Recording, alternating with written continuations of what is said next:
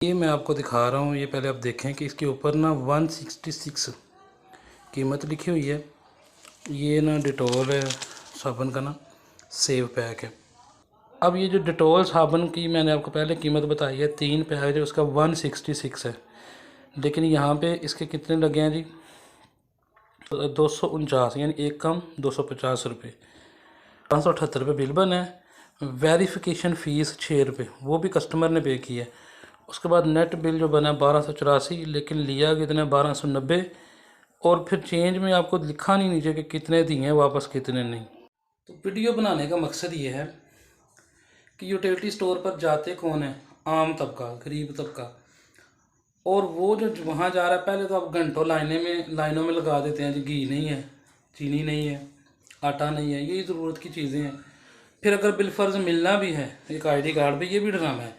गरीब आदमी के लिए आईडी कार्ड ज़रूरी है, और जिनको आपने देना है वो गरीबों के आईडी कार्ड पे ही लिखा के साइड पर रखते जाएँ। इस फ्रॉड का कौन है? ये जो गरीब मेहनत करके मजदूरी करके बेचारा चलो जाता है उधर, एक तो अपनी सारा दिन गुजर जाता है यूटिलिटी स्टोर से 2-4 किलो चीनी लेने में, 2 किलो घी लेने में, और एक आटे का थैला लेने में।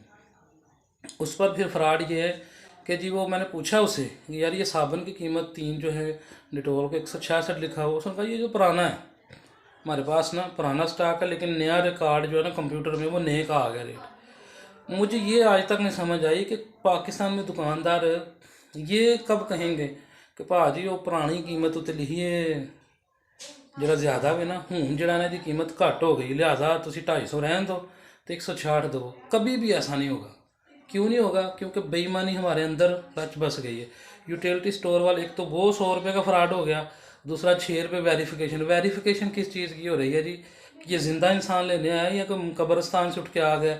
उनको क्या ज़रूरत पड़ गई है जी जनाब आके लेने की? या आपके ख्याल में हो सकता है उनको ज़रूरत पड़ गई हो कि जनाब कब्रिस्तान से भी लोग उठ के ना आ रहे हैं कि आवाम को सहूलत मिल रही है यूटिलिटी स्टोर से, तो हो रहे जन्नत च माल मिले कि ना मिले, इतों ही चीनी आटा शाटा ना घ्यो लै जाने। हो सकता है यही सोचा है। फिर एक तो 6 रुपये का ये फ्रॉड, एक 100 रुपये का, दूसरा जनाब 1284 बिल बना है, उसके ऊपर 6 रुपये और ऊपर लगा के 1290 कर दिए, उसका भी कुछ नहीं दिया, नहीं जी चेंज कोई नहीं। अब ये 6 और 6 12 और 112 रुपये वो किसके खाते में है? वो जनाब यूटिलिटी स्टोर वाले के खाते में।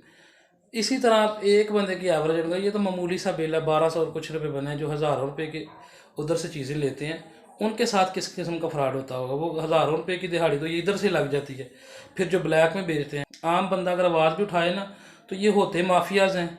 ये उल्टा उसको मरवाएंगे, मारेंगे, या बकवास करेंगे, या ये कहेंगे जाओ जो होता है कर लो। ये हमारे पास बड़ा ट्रेंड है। जो बदमाश टाइप बंदा होता है ना, एक तो करप्शन करता है, चोरी करता है, बेईमानी करता है, और ऊपर से अकड़ता है। वो कहता है जाओ जो होता है कर लो, जो होता है आपसे, क्योंकि उसको पता है कुछ भी नहीं होना। जिनसे इसने कहना वो मेरे पहले ही खाने हैं, उन्हें मेरे को माल लैके गए नहीं, या पैसों की सूरत में या सामान की सूरत में।